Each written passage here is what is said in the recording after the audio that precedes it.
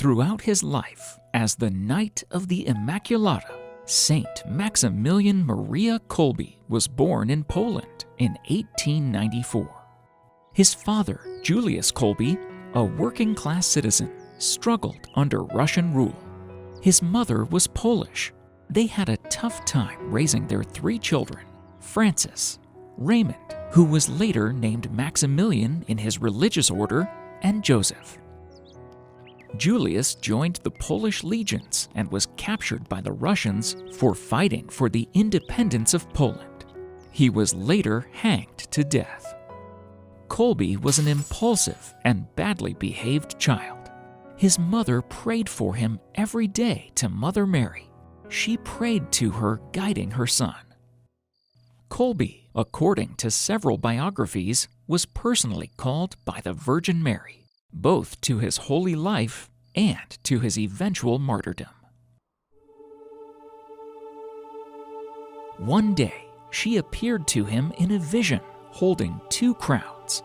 One was white, representing purity, the other red for martyrdom. When he was asked to choose between these 2 destinies, the troublesome child and future saint said he wanted both. Radically changed by the incident, the young boy chose both the path of sanctity and of a martyr from that day.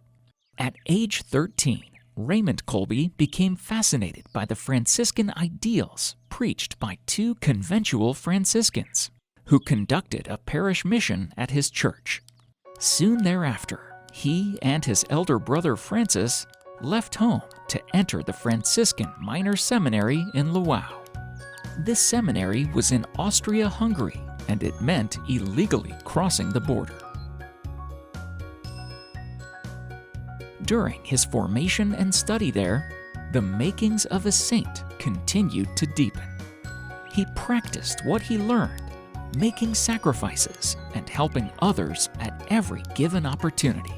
But most of all, he nourished a tender and profound love for the Blessed Virgin Mary, whose devotion is at the very heart of Franciscan life.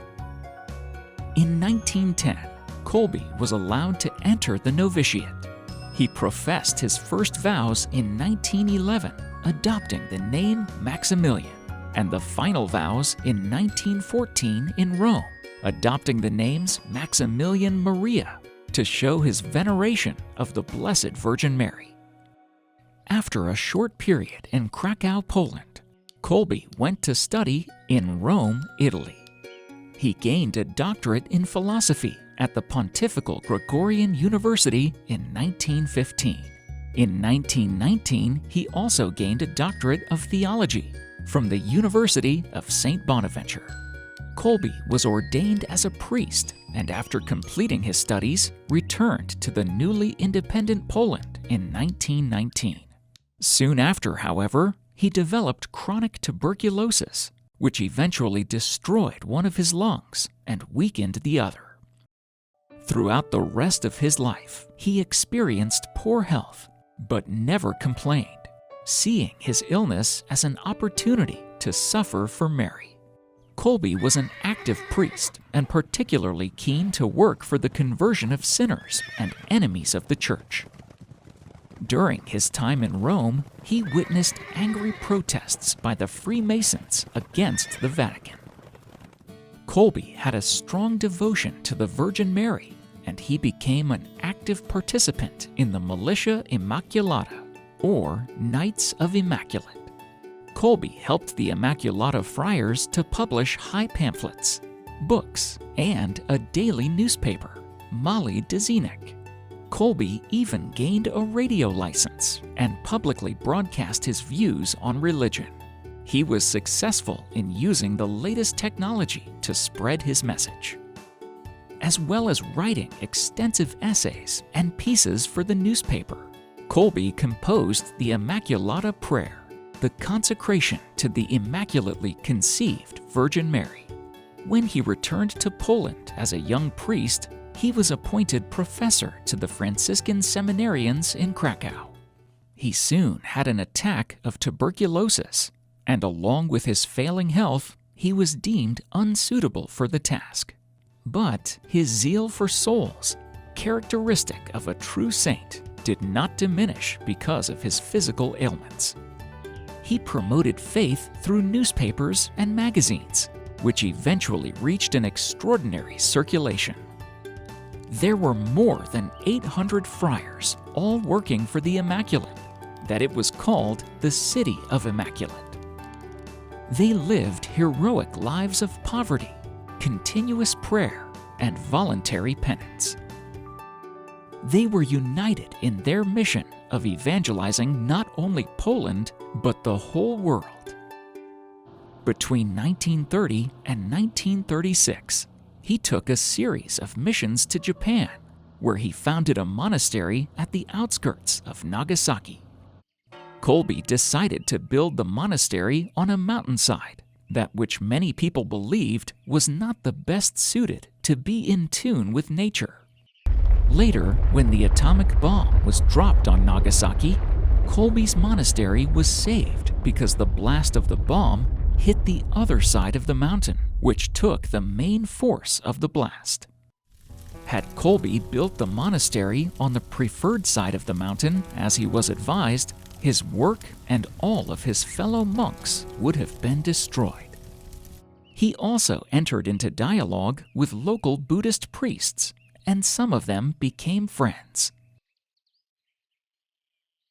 However, increasingly ill, he returned to Poland in 1936 and reassumed direction of their publication. It had now become the largest Catholic publishing center in Poland, possibly in the world. In 1939, Nazi regime invaded Poland. Father Kolbe was arrested and imprisoned in the Pawiak prison and later transferred to Auschwitz death camp. Father Kolbe was put in a barrack along with other prisoners. The next day, one of the prisoners escaped, and this made the authorities furious. The commander ordered 10 random prisoners to be starved to death in order to deter further escape attempts. One of the prisoners who was selected for the starvation bunker cried out in grief, lamenting his family. Father Kolbe, although not among the selected, volunteered in a heroic act of charity to be the victim in place of the prisoner who was crying. Rather surprised, the commander accepted Kolbe in place of the prisoner. During the time in the cell, he led the men in songs and prayer. At every inspection, when almost all the others were now lying on the floor, Father Kolbe was seen kneeling or standing in the center as he looked cheerfully in the face of the guards. Father Kolbe never asked for anything and did not complain. Rather, he encouraged the others. One of the guards remarked, "This priest is really a great man. We have never seen anyone like him." After 2 weeks, nearly all the prisoners, except Kolbe and 2 others, had died due to dehydration and starvation. The Nazi commander then asked the guards to execute Kolbe and other prisoners with a lethal injection. On the vigil of the Assumption of the Blessed Virgin Mary, August 14, 1941, Father Maximilian's 2-week ordeal in the starvation bunker was brought to an end. Those present say he calmly accepted death, lifting up his arms, smiling. He was the last to die, very providentially on the feast of Our Lady's Assumption. Saint Maximilian Kolbe's body was cremated by the camp officials on the feast of the Assumption. He had stated years earlier, "I would like to be reduced to ashes for the cause of the Immaculata, and may this dust be carried over the whole world so that nothing would remain." Pope Paul VI beatified Maximilian Kolbe in 1971.